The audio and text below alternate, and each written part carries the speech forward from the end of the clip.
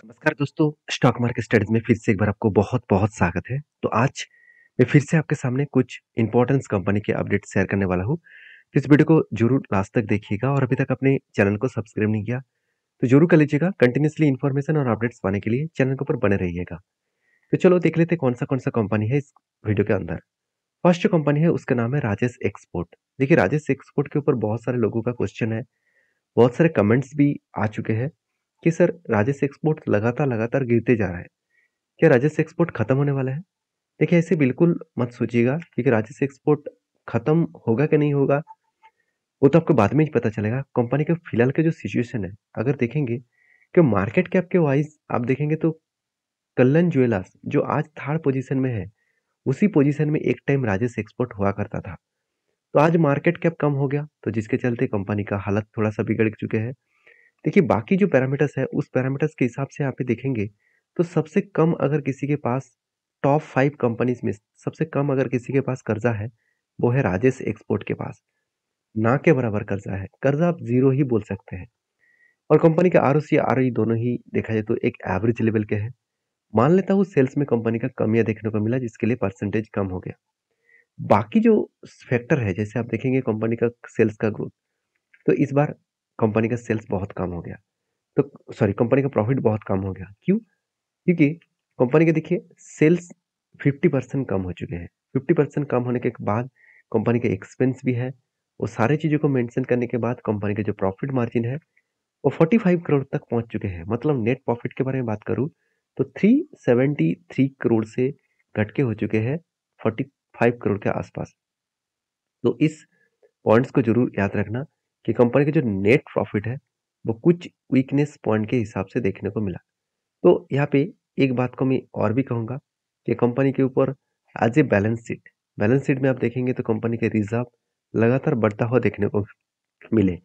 जो पहले कंपनी 5 करोड़ 8 करोड़ के सॉरी 5,000 करोड़ 8,000 करोड़ के आसपास कंपनी कर्जा लिया करता था, आज वो एकदम ना के बराबर कर्जा लिया है, सिर्फ 600 करोड़। तो यही पॉइंट्स कंपनी के लिए एक बेस्ट पॉइंट है। दूसरी पॉइंट कंपनी के ऊपर इतना करेक्शन क्यों हो रहा है? देखिए आरबीआई की तरफ से देखा जाए तो इस कंपनी के ऊपर सॉरी आरबीआई ने सेबी की तरफ से इस कंपनी के ऊपर एक अ, आरोप लगाया गया कि कंपनी का जो कैश फ्लो है इस कैश फ्लो में कुछ मतलब जो डेटा पेश किया गया उसमें कुछ गड़बड़ी है, मतलब कैश फ्लो क्लियर नहीं है। तो जिसके चलते है इसके ऊपर करेक्शन देखने को मिला है क्योंकि कोई भी देखिए किसी भी कंपनी इसके ऊपर अगर सेबी ने कोई रेस्ट्रिक्शन लगा दिया, सेबी ने कुछ आरोप लगाया, आरबीआई ने कुछ आरोप लगाया, तो गवर्नमेंट कुछ आरोप लगाया तो उस कंपनी का थोड़ा सा तो करेक्शन होगा ही क्योंकि एक सेंटीमेंट जुड़ जाते हैं। सेंटीमेंट के बेसिस में ही शेयर में करेक्शन होगा। तो क्या बाकी इस कंपनी के सब कुछ ठीक ठाक है? देखिए सब कुछ ठीक ठाक है कि नहीं वो तो मैं आपके साथ दिखा रहा हूँ। कंपनी की एक चीज मैं बता दूं, 30% के ऊपर मार्केट शेयर कंपनी अकेला लेके रखा है और वो भी गोल्ड माइनिंग का। तो ऑल ओवर वर्ल्ड में जितने सारे गोल्ड माइनिंग कंपनी है उनमें से अकेला राजस एक्सपोर्ट ही 30% मार्केट शेयर लेकर चला है। तो एक हाई पॉजिटिव मूवमेंट है क्योंकि इस मूवमेंट को आपको याद रखना है। तो शायद मुझे इसीलिए लगता है कि कंपनी के ऊपर देखिए, मान लेता हूँ आपकी बात सही है कि कंपनी बेकार हो रहा है, कंपनी बर्बाद हो जाएगा। तो क्या इंस्टीट्यूशन चुपचाप बैठे रहते? इंस्टीट्यूशन तो पहले से ही माल बेचकर भाग जाता। तो उन्होंने कोई भी माल नहीं बेचा, छोटे मोटे क्वांटिटी सेल ऑफ किए, बाकी क्वांटिटी को वो यहाँ पे ऐड करते चले जा रहे हैं और कंटिन्यू कर रहे हैं। तो एक प्लस पॉइंट के हिसाब से देखा जाए तो कंपनी के ऊपर एक अच्छा खासा हाई ग्रोथेबल सिचुएशन देखने को मिला। अभी कंपनी इसके ऊपर सबसे इंटरेस्टिंग पॉइंट क्या आप जानते हैं? इस कंपनी के ऊपर अगर लास्ट कुछ few डेज का डिलीवरी का डेटा दिखा दूं तो देखिए 50% के ऊपर कंटिन्यूसली डिलीवरी उठाया जा रहा है। इसका मतलब हाई लेवल का डिलीवरी परसेंटेज यहाँ पे देखने को मिले। तो कंपनी के ऊपर राजेश एक्सपोर्ट के बारे में बात करूँ तो इसके जो टेक्निकली चार्ट पैटर्न्स है वो कुछ इस तरीके से देखने को मिले। कंटिन्यूसली यहाँ पे क्या हुआ, सेल ऑफ हो रहा है, कंटिन्यूसली सेल ऑफ हो रहा है।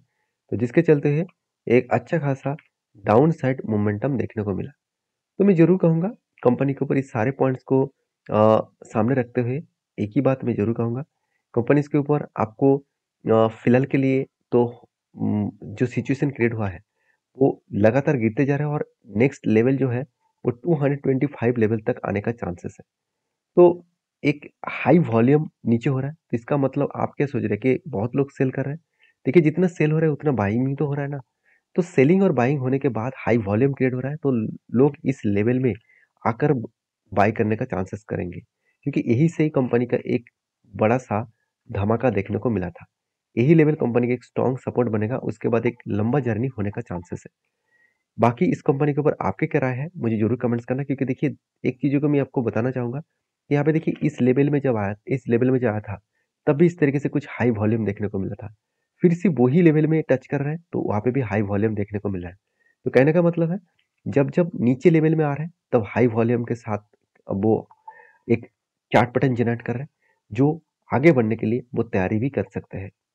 बाकी देखिए कभी-कभी होता क्या है, हम लोग यही सोचते हैं कि जब भी बाय करूँ तब भी ऊपर जाना चाहिए, नीचे आना नहीं चाहिए। ऐसे होता नहीं है, मार्केट है, ये कोई रॉकेट साइंस नहीं है कि हमेशा वो भागते रहेंगे। कभी-कभी वो गिरेंगे, कभी-कभी वो लॉसेस भी देंगे, तो उसको आपको मेजर करना पड़ेगा। तो इसीलिए मैं बार-बार बोलता हूँ, एक कंपनी के ऊपर आप 5% से ज़्यादा निवेश मत करिएगा। नेक्स्ट जो कंपनी है उसका नाम है रिलैक्सो। देखिए सॉरी वापस जाता हूँ, उसका नाम है रोसारी बायोटेक। नेक्स्ट जो कंपनी है उसका नाम है रिलैक्सो।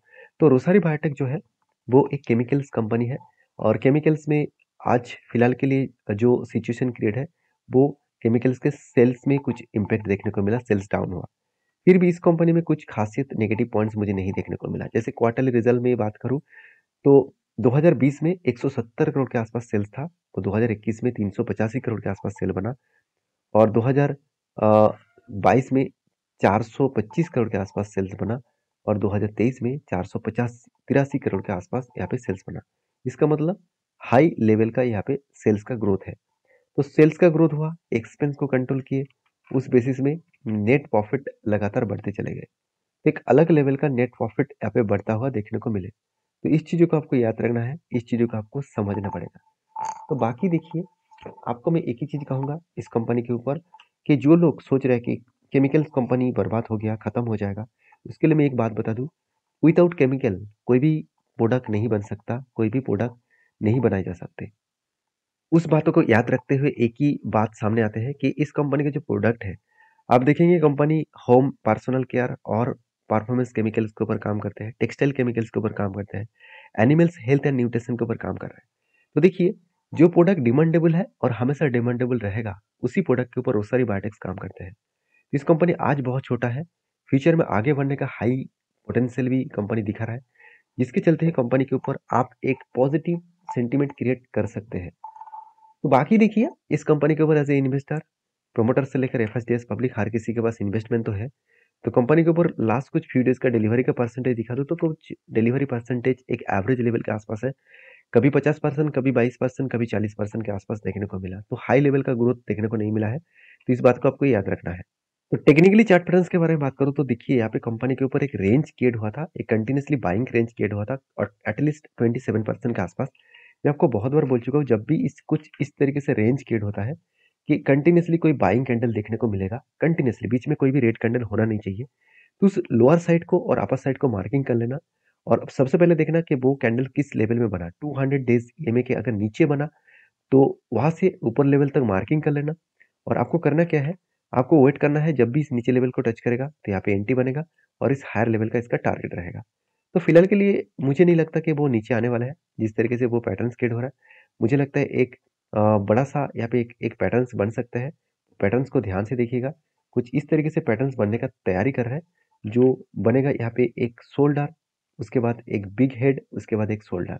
इस तरीके से पैटर्न्स बनने के बाद भी ब्रेकआउट होगा, तो एक बड़ा धमाका हो सकता है, क्योंकि इसका जो हायर लेवल है, इस बहुत ऊपर है, तो उस हायर लेवल का जाने का भी कोशिश करेगा।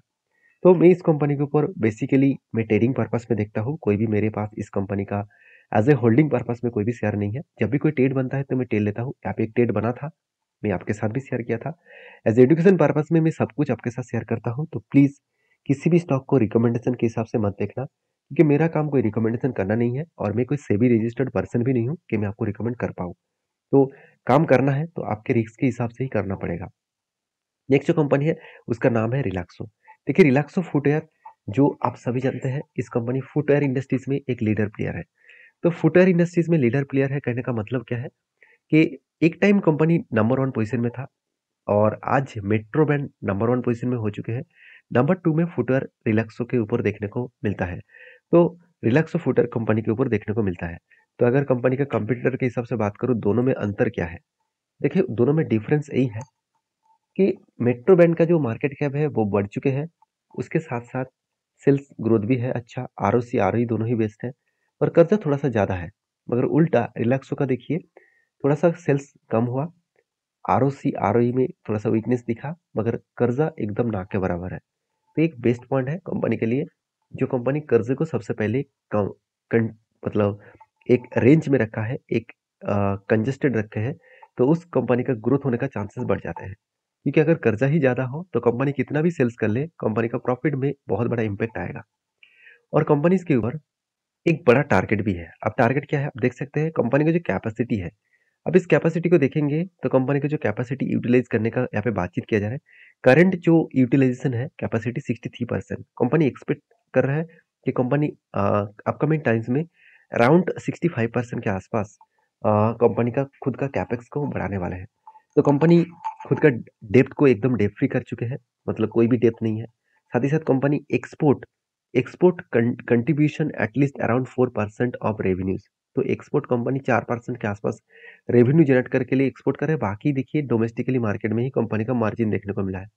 तो कंपनी की जो ग्रोथ है वो आगे बढ़ने का चांसेस है। कंपनी ऑनलाइन सेल्स भी यहाँ पे कंट्रीब्यूट करते हैं अराउंड 12% के आसपास। तो ऑनलाइन सेल्स भी हो रहा है, ऑफलाइन भी है। तो सब कुछ के हिसाब से देखा है तो अपकमिंग टाइम्स में रिलैक्सो फिर से एक टॉप लेवल में जाने का चांसेस रखते हैं।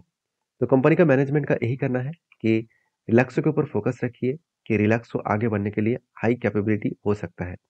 तो कंपनीज के ऊपर दो चीज़ों की मैं बात करूँ तो कंपनी के सेल्स में कुछ कमियां देखने को नहीं मिलेगा। सेल्स तो ठीक ठाक है। कंपनी एक्सपेंस को मेंटेन करने के बाद प्रॉफिट मार्जिन जो पिछले साल में 22 करोड़ था, इस बार 2x प्रॉफिट हो चुके हैं, 2 गुना प्रॉफिट बढ़ चुके हैं। तो कंपनी के ऊपर एज ए इन्वेस्टर, प्रोमोटर से लेकर एफएसडीएस पब्लिक, हर किसी के पास यहाँ पे इन्वेस्टमेंट आपको देखने को मिल जाएगा। चाहे वो प्रोमोटर के पास हो, एफएस के पास हो, डीएस के पास हो और पब्लिक के पास हो। हर किसी ने इस कंपनी के ऊपर होल्डिंग को धीरे-धीरे करके वो बढ़ाते चले जा रहे हैं।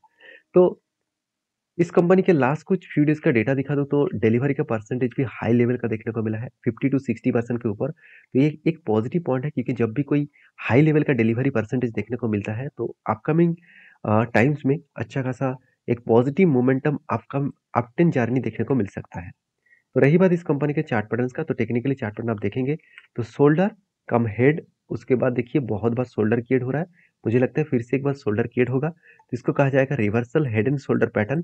तो reversal head and shoulder pattern complete होंगे तो इस कंपनी के ऊपर एक बड़ा सा धमाका हो सकते हैं और एक बड़ा सा टारगेट बन सकते हैं जो अराउंड 22% के आसपास, जिसका लाइफ टाइम हाई के नीचे है। सॉरी, इसका एक प्रीवियस स्विंग हाई के नीचे है। तो जो टारगेट अगर बनेगा, एंटी अगर बनेगा तो मैं आपके साथ जरूर शेयर करूंगा। तो नेक्स्ट जो कंपनी उसके बारे में बात करूँ उसका नाम है नेस्ले इंडिया, जो बेबी फूड इंडस्ट्रीज में एक लीडर कंपनी है। तो इस कंपनी के ऊपर फटाफट एक बड़ा अपडेट आने वाला है। वो अपडेट कुछ इस तरीके से है, 1 शेयर के बदले आपको 10 शेयर कंपनी देने वाला है। तो जो लोग सोच रहे हैं कि इस कंपनी के ऊपर क्या राय लेना चाहिए, देखिए डिसीजन आपका है। कंपनीज के ऊपर बहुत बड़ा अपडेट आने वाला है, 1 के बदले आपको 10 शेयर देने वाला है। तो जो लोग बोनस स्प्लिट पाना चाहते हैं तो उसके लिए इस कंपनी के ऊपर फोकस रखिए। बाकी आपके क्या राय राय है जरूर मुझे कमेंट्स करिए। तो मिलते हैं नेक्स्ट वीडियो में, तब तक के लिए आपके ध्यान रखना। धन्यवाद।